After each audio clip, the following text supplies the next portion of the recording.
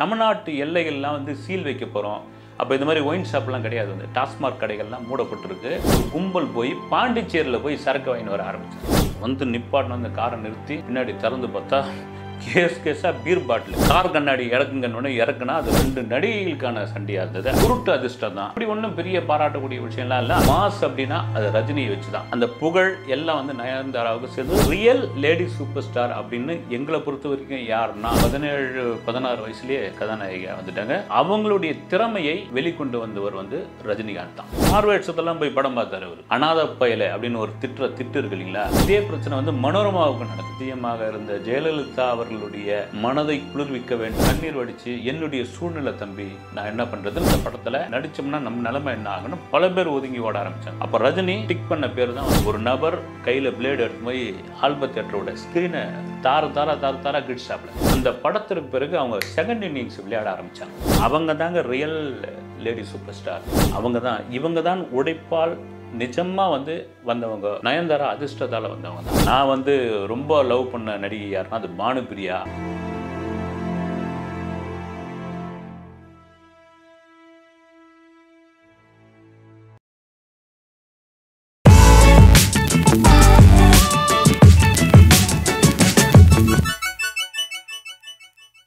திடீர்னு சோஷியல் மீடியாவில் ஒரு விவாதம் ஒன்று போயிட்டு இருந்தது, சம்மந்தமே இல்லாமல்.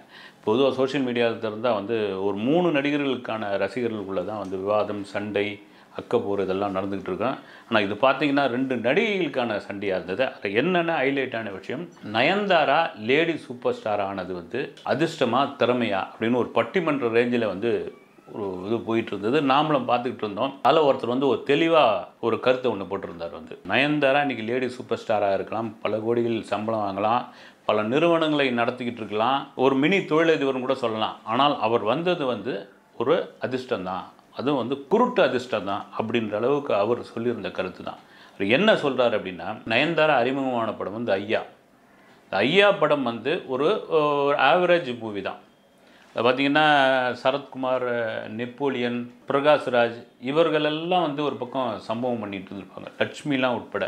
இல்லை நயன்தாரா பார்த்திங்கன்னா வந்து ஒரு 2-3 சாங்குக்கு இதெல்லாம் வரும். வடிவேலோட காமெடிலாம் பெரிய ஹைலைட்டாக இருக்கும். இல்லை அப்படி ஒன்றும் பெரிய பாராட்டக்கூடிய விஷயம்லாம் இல்லை. அந்த சமயத்தில் தென்காசியில் நடந்த படப்பிடிப்பில் நான்லாம் கூட போய் வருது ஒரு ஷூட்டிங் ஸ்பாட்லாம் வந்து எழுதிட்டு வந்திருக்கோம். இப்படி இருந்த சமயத்தில் நயன்தாராவுக்கு 2வது படமாக ஒரு முக்கியமான படம் கிடைச்சது. அதில் கூட பெரிய முக்கியமான ரோல் ஒன்றும் கிடையாது. ஆனால் அந்த படம் ரொம்ப ரொம்ப முக்கியமான படமாக நயன்தாராவுக்கு அமைஞ்சது. அந்த படம் தான் சந்திரமுகி. அந்த சந்திரமுகின்னு ஒரு படம் இல்லைன்னா இன்றைக்கி நயன்தாரா இல்லை அப்படின்றதுல வந்து ஒரு நியாயமான கருத்தாக இருந்தது. அது காரணம் என்னென்னா, சந்திரமுகி நீங்கள் பார்க்கும்போது தெரியும், முழுக்க சூப்பர் ஸ்டார் ரஜினியோடைய ஒரு படம் தான் அது. ஒரு ஒரு ஒரு மாஸ் அப்படின்னா அது ரஜினியை வச்சு தான். அதை தாண்டி அதுக்கு அடுத்து வந்து ஜோதிகா, அப்புறமா பிரபு, வடிவேலு இப்படிலாம் போய் இவங்க பார்த்தீங்கன்னா ஒரு சின்ன ஏறக்குறைய வந்து ஒரு துணை நடிகை மாதிரியான ஒரு கேரக்டரில் தான் நயன்தாரா நடிச்சிருப்பாங்க. ஆனால் அந்த படத்தினுடைய வெற்றி, அந்த படம் கொண்டாடிய அந்த கொண்டாட்டம், அந்த புகழ் எல்லாம் வந்து நயன்தாராவுக்கு சேர்ந்தது. வரிசையாக படம் பண்ண ஆரம்பித்தாங்க. அப்படியே கஜினி மாதிரியான படங்கள்லாம் அவங்களுக்கு கிடச்சிது. அந்த ரூட்டை அப்படி பிடிக்க ஆரம்பித்தாங்க. நயன்தாரா இன்றைக்கி லேடி சூப்பர் ஸ்டாராக வந்தாச்சு. இன்றைக்கி வந்து தென்னிந்தியாவில் அதிக சம்பளம் வாங்கக்கூடியவர் அவர் தான். அதுக்கு அடுத்த இடத்துல த்ரிஷா போட்டி போட்டுருக்காங்க. இல்லை நெருங்கிட்டாங்களா, அதுக்குள்ளே போக விரும்பல. இன்னொரு தரப்பு என்னென்னா, ரியல் லேடி சூப்பர் ஸ்டார் அப்படின்னு எங்களை பொறுத்த வரைக்கும் யாருன்னா அப்படின்னு ஒரு ஒரு ஒரு ஃபுல் ஸ்டாப் வச்சு போட்ட பேர் எனக்கு ரொம்ப ஆச்சரியமாக இருந்தது. என்னென்னா ரம்யா கிருஷ்ணன் அப்படின்னு போட்டிருந்தாங்க. எனக்கு என்னென்னா, இப்போ இந்த அந்த சோஷியல் மீடியா விவாதத்தில் கலந்து கொண்டாலும் அநேகமாக அந்த 2K கிட்ஸாக தான் இருக்கும். வந்து இவங்க ரம்யா கிருஷ்ணனை வந்து சொல்கிறாங்க. அதுக்கான காரணத்தையும் சொல்லும்போது எனக்கு ரொம்ப வரவேற்கக்கூடிய ஒரு விஷயமா இருந்தது. ஏன்னா ரம்யா கிருஷ்ணன் வந்து எனக்கு தெரிஞ்சு பார்த்திங்கன்னா ரொம்ப சின்ன வயசில் கதாநாயகி ஆனவங்க. அவங்களாம் தான் இருப்பாங்க. ஒரு 17-16 வயசுலேயே கதாநாயகியாக வந்துட்டாங்க. கவுண்டமணி கூடலாம் வந்து ஜோடியாக நடிச்சிருக்காங்க. அந்த படம் பேர் எனக்கு தெரியல. கவுண்டமணி கூடலாம் ஜோடியாக நடிச்சிருக்காங்க. ஒரு கட்டத்தில் ரம்யா கிருஷ்ணனை சுத்தமாக மறந்துட்டாங்க. மறந்துட்ட உடனே அவங்களுடைய திறமையை வெளிக்கொண்டு வந்தவர் வந்து ரஜினிகாந்த் தான். ஏன்னா படையப்பான்னு ஒரு படம் வந்து ப்ராஜெக்ட் அசம்பிள் ஆகுது. அது வந்து என்ன சொல்கிறாங்க, ஒரு வடிவமைக்கிறார்கள்.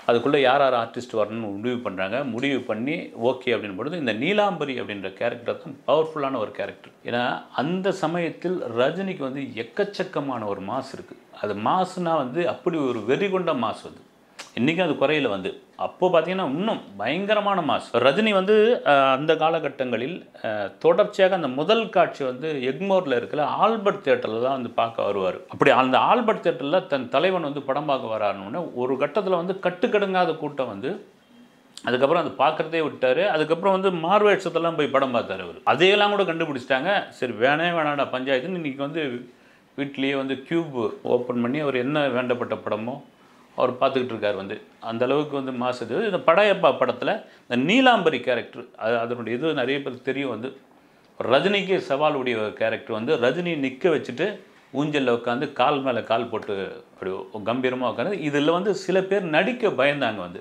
அதுக்கு சம்பவம் என்னென்னா, இதுக்கு முன்னாடி கசப்பான சம்பவங்கள் வந்து குறிப்பாக அந்த அருணாச்சலம் படத்தில் வடிவுகரசி அவர்கள் வந்து அநாத பயலை அப்படின்னு ஒரு திட்டு இருக்கு இல்லைங்களா. வடிவுகரசி எங்கே போனாலும் அவங்கள வந்து அந்த ரஜினி ரசிகர்கள் அடிக்கிறது, அப்புறம் வந்து கட்ட வார்த்தைகளில் திட்டுறது, இது தொடர்ச்சியாக இருந்தது. இதே பிரச்சனை வந்து மனோரமாவுக்கு நடந்தது. மனோரமா அந்த சமயத்தில் வந்து சிஎம்மாக இருந்த ஜெயலலிதா அவர்களுடைய மனதை குளிர்விக்க வேண்டும் அல்லது ஏதோ ஒரு கட்டாயத்தின் பேரில் வந்து பொது மேடையில் பல இடங்களில் ரஜினியை வந்து கண்ணாமுன்னான்னு பேசி மனோரமா போகிற இடங்கள்லாம் வந்து பெரும் தாக்குதல் நடத்தி அப்புறம் ரஜினியே ஒரு கட்டத்தில் அறிக்கை ஒன்று கொடுத்து அவங்க சீனியர் அவங்களுக்கு மதிப்பு கொடுங்க, தயவுசெய்து அவங்கள வந்து இது பண்ணாதீங்கன்னு. ஏன்னா மனோரமா அதுக்கப்புறம் வந்து கண்ணீர் வடித்து என்னுடைய சூழ்நிலை தம்பி நான் என்ன பண்ணுறதுன்னு அதுக்கு ஒரு சின்ன ஒரு ஃப்ளாஷ்பேக்காக ஒரு சம்பவத்தை சொல்லணும்னா, மெரினா பீச்சில் அப்போ இந்த 80s ஒரு மனோரமா ரஜினிகாந்த் ஸ்ரீபிரியா நடிக்கிற ஒரு காட்சி ஒன்று எடுத்துக்கிட்டு இருக்காங்க. அப்போ க்ரௌட் அப்படி நின்றுட்டு இருக்கும்பொழுது வந்து ஒரு டான்ஸ் ஒன்று, அந்த டான்ஸ் ஆடிக்கிட்டு இருக்கும்பொழுது எவ்வளோ க்ரௌடில் இருந்த ஒருத்தன் இந்த பைத்தியம் நல்லா ஆடுதுரா அப்படின்ட்டு ரஜினியை பார்த்து சொல்லணும், இந்த பைத்தியம் சூப்பராக ஆடுதுரா அப்படின்னு. மனோரமா அந்த குரலை கேட்டு அந்த க்ரௌடில் இருந்த ஆளை பிடிச்சி யாரா பைத்தியம் சொல்கிறேன் அடித்த போது ரஜினி ஓடி வந்து எவ்வளோ கொழுப்பு இருக்கும் பாருங்கள் அவனுக்கு பார்த்தவனுக்கு. இதெல்லாம் ரஜினிக்கு வந்து மனசில் இதுவாகி தான் தயவுசெய்து அவங்க சீனியர் ஆர்டிஸ்ட்டு அவங்கள எதுவும் பண்ணாதீங்க, அவங்க ஏதோ ஒரு சூழ்நிலையை பற்றி பேசிட்டாங்க அப்படின்னு சொன்ன இந்த சம்பவங்கள்லாம் ஞாபகம் வச்சுக்கிட்டு தான் இந்த படையப்பா கேரக்டரில் இந்த மாதிரி நீலாம்பரி கேரக்டரில் இந்த படத்தில் நடித்தோம்னா நம்ம நிலைமை என்ன ஆகுன்னு பல பேர் ஒதுங்கி ஓட ஆரம்பித்தாங்க. அப்போ ரஜினி டிக் பண்ண பேர் தான் வந்து ரம்யா கிருஷ்ணன். ரம்யா கிருஷ்ணனே ஒரு பக்கம் சார் இவ்வளோ பவர்ஃபுல்லாக இருக்குது, நான் வந்து அடிக்கடி ஆந்திராவுக்கும் தமிழ்நாடுக்கும் போய் வர ஆள், வழியில் எங்கன்னா என் காரை பஞ்சர் ஆக்கி விட்டு போகிறோம் சிரிச்சுட்டு இல்லை ஃபேன்ஸ் வந்து அது உங்களை ரசிப்பாங்க, நிச்சயமாக ரசிப்பாங்க, அவங்க கோபம் வராது, அது மாதிரி ஒரு கிளைமேக்ஸில் நம்ம மாற்றிடுவோம், நீங்கள் தைரியமாக நடிங்கன்னு அது சம்பவங்கள்லாம் உண்டு. அதில் ஏற்பட்ட ஒரு விஷயம் கூட நான் கூட ஏற்கனவே பேசியிருக்கிறேன். நான் ஆல்பர்ட் தியேட்டரில் அந்த முதல் நாள் காட்சி பொழுது இவங்க கால் மேலே காட் போட்டு ரஜினி அப்படி உட்கார வச்சு ஊஞ்சலில் நின்னப்போ ஒரு நபர் கையில் பிளேடு எடுத்து போய் ஆல்பர்ட் தியேட்டரோட ஸ்க்ரீனை தார கிட்ஸ்டாப்பில். அவர் பேர் வந்து கதிரேசன், தரமணியில் வந்து ஒரு பெயிண்டர் கூட கிடையாது, சுண்ணாம்பு அடிக்கிறவர். ஒரு சாதாரண வீட்டு நான் போய் இன்டர்வியூலாம் பண்ணேன். அவர் வாரப்பத்திரிக்கை வீடு முழுக்க ரஜினி ஃபோட்டோ தான். அது வீடு இல்லை, ஒரு சின்ன குடிசை, எங்கே பார்த்தாலும் அந்த பேப்பரில் வர கட் பண்ணி வருகல்ல ஃபுல்லாக செவரில் சுண்ணாம்பு அடித்தது பார்த்தா இந்த படம் தான் இருந்தது. அப்படியாப்பட்ட ஒரு தலைவருடைய வெறியன் அவர் தான். இப்போ ஓகே, ரம்யா கிருஷ்ணன் அந்த படத்திற்கு பிறகு அவங்க செகண்ட் இன்னிங்ஸ் விளையாட ஆரம்பித்தாங்க சினிமாவில். இப்போ என்ன சொல்கிறாங்க இந்த சோஷியல் மீடியாவில், அவங்க தாங்க ரியல் லேடி சூப்பர் ஸ்டார், இவங்க தான் உழைப்பால் நிஜமாக வந்து வந்தவங்க, நயன்தாரா அதிர்ஷ்டத்தால் வந்தவங்க தான் அப்படின்னு சொல்லிகிட்டு இருக்காங்க.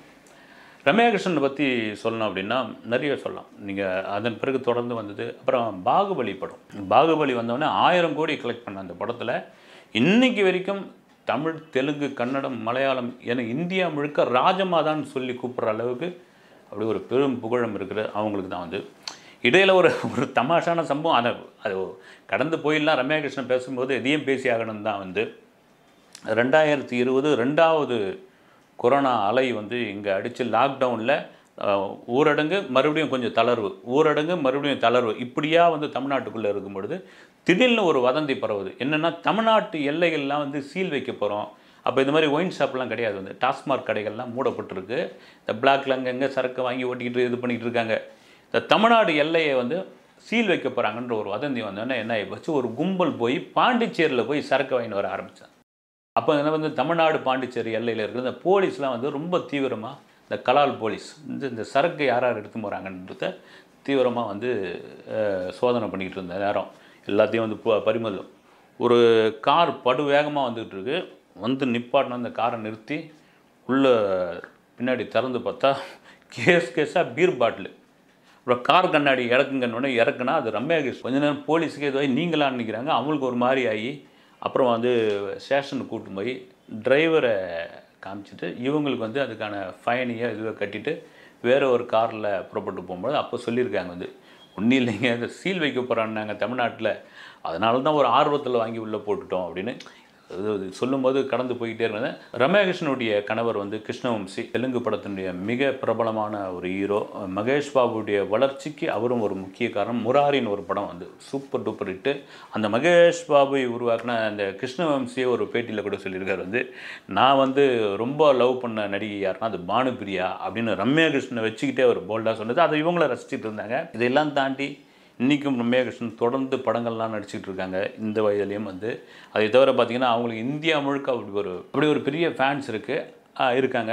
அப்படி இருந்த ரம்யா கிருஷ்ணனுடைய அந்த புகழ் இருக்கு இல்லைங்களா, அதை வந்து இன்றைக்கி இருக்கிற அந்த 2K கிட்ஸ் கொண்டாடுறாங்க அப்படின்னா அது உண்மையிலேயே வந்து ஒரு வரவேற்கக்கூடிய ஒரு விஷயம். இங்கே எந்த இடத்துல வந்து திறமை தான் ரொம்ப முக்கியமான ஒரு விஷயம். அதுக்காக நயன்தாராவுக்கு திறமை இல்லைன்னு சொல்லலை வந்து. அவங்க என்ன சொல்கிறாங்க, நீங்கள் வந்து உண்மையாக வந்து உழைத்து அல்லது வந்து இந்தந்த மாதிரியான படங்கள் இந்த மாதிரியான கேரக்டர்கள் பண்ணி இந்த இடத்துக்கு வந்தீங்களா, இல்லது வந்து லக்கில் குருட்டு அதிர்ஷ்டத்தில் வந்தீங்களா அப்படின்ற பொழுது இந்த கம்பாரிசத்தை அவங்க பேசியிருந்தார்கள். இதுதான் உண்மை. அடுத்த வீடியோவில் சந்திக்கிறேன். நன்றி.